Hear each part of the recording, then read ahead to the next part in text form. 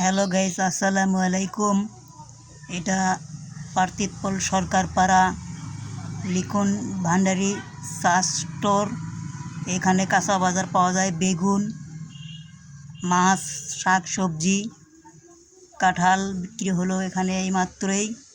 তো যাদের কাঁচা সবজি লাগবে বৈকালবেলা আসবেন পার্থিতপল সরকার পাড়া লিখন ভান্ডারি দোকানের সামনে। বউ বাজার নামকরণ করা হয়েছে। তো বিকালবেলা বিভিন্ন রকমের শাকসবজি পাওয়া যায়। এখন মাত্র বেগুন, কাঁঠাল, মাছ, তালখোর উঠছে।